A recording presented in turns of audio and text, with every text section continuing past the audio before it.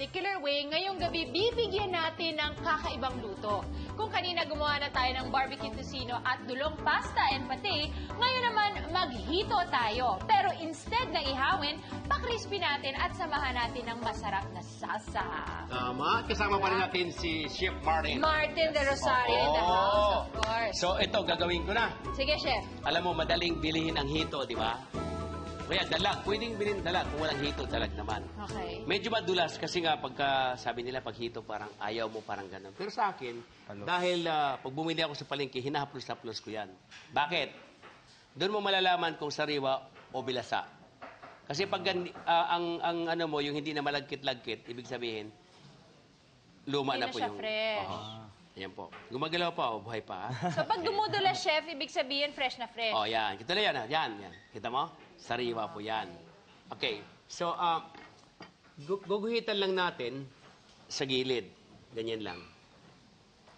Yan. Para madaling maluto. Para madaling maluto. Gusto ko ang hito, Chef, kasi napakamalaman. Oo.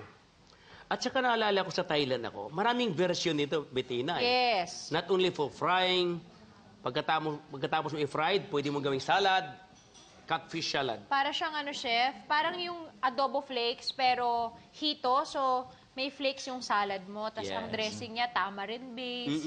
Sarap. Martin, pakiabot yung wooden. Yan. Tapos, gagawin mo yung, hiwain mo yan, Bettina, gulong-gulong mo para lumabas yung katas. Tapos, Okay po. hiwain sa gitna, lalagyan para malis yung lansa. Okay. Optional, calamansi or a little bit of vinegar, pwede rin po. Para pampawala ng lansa. Mag-ingat lang po kayo kasi madulas talaga siya.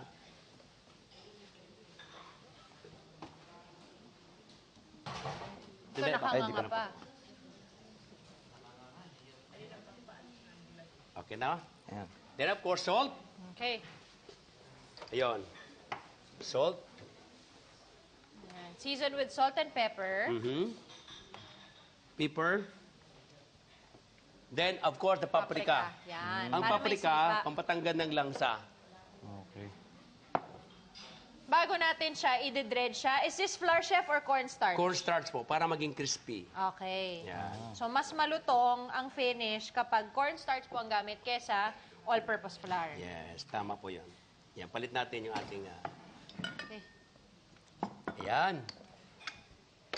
Igulong lang natin. Gulong-gulong. Yes. Yan.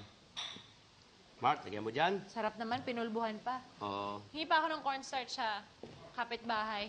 Knock, knock! Tapos mainit na po yung ating kawali, ha? Knock, knock! Yung ating mantika, mainit na. Cornstarch. So, maingat lang pag nilagay. Gusto ko... Pinugulat mo na naman ako, ha? Kala mo may gulat ako, wala na po. Ubus na. Wala na. Dahil nadala na ako nung una, ginulat mo ako, eh. Nasagad na sa kape, Chef. Yan. Pati ulo. Pati ulo. Yan, isa pa. Isa pa. Yan. Gusto mo gawin is... Naka-angle na siya. Yan. Diba? Takpan natin, baka masira ang kutis ko. Nag-iisa lang yan. Oh, ito pa, Mark. Oo. Para... Sige, pulbuhan mo pa, Mark. Ayan. Yan. Yung... Sige, Mark. Tapos, sige lang. Gulong-gulong lang. Don't worry. Gulong ng palad. Sige. Gulong-gulong lang. Pati buntot, yan. Para Yan. lahat malutong. Alright. Thank you, Mark. Okay. Kaya ko naman, you.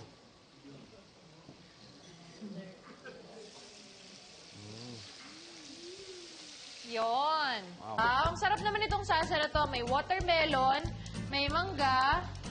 O, di ba? Then, onion. May meron ka Then may garlic. sugar. Tapos, cilantro. A little bit of sugar. O, di ba? Almost done.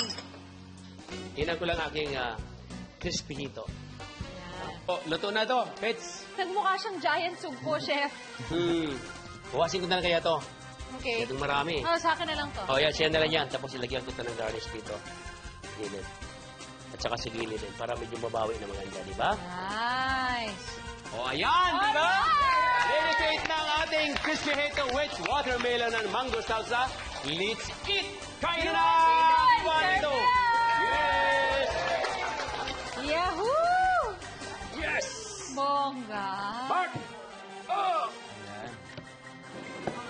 naman. Tingin ko siya. Ayan, ayan. Sakit. How Ayan. lively. Ito gilid. Ito ba siya? Ayun mo.